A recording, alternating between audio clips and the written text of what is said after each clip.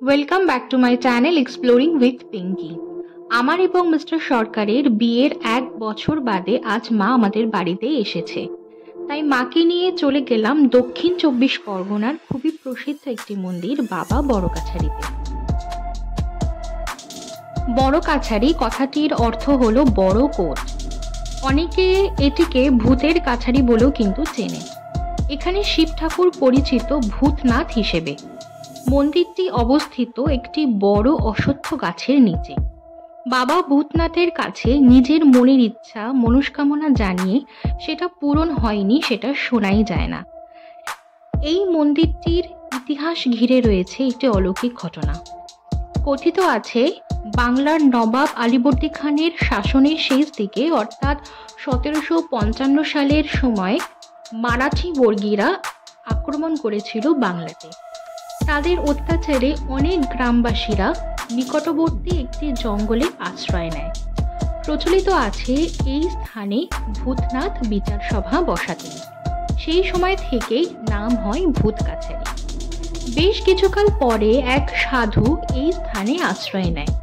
সেই সাধু মানুষের নানান বিপদে আপদে তাদের পাশে থাকতেন এবং তাদের মনস্কামনা পূরণ করতেন।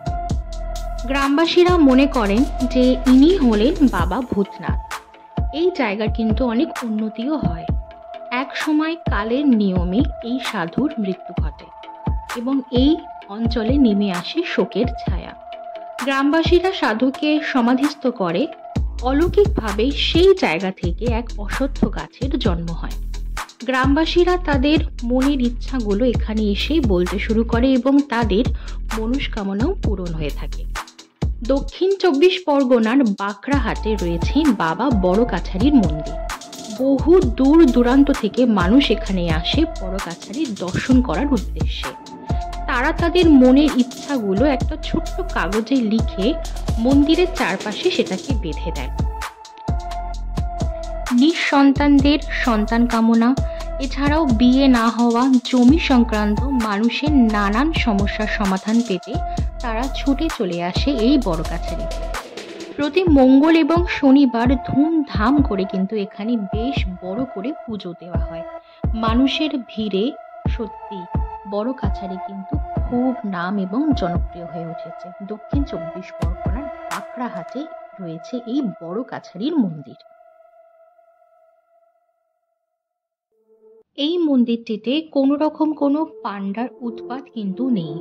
রয়েছে অনেক দোকানপাট যেখান থেকে আপনারা প্রসাদের ডালি নিয়ে বাবার কাছে গিয়ে পুজো দিতে পারেন।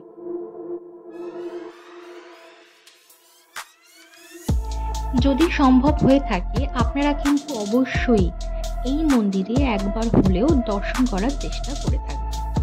ভিডিওটি সম্পূর্ণ দেখার অনুরোধ রইল এবং যদি ভিডিওটি আপনাদের একটু ভালো লেগে থাকে তাহলে কিন্তু লাইক, শেয়ার এন্ড সাবস্ক্রাইব করতে ভুলবেন না। বাই।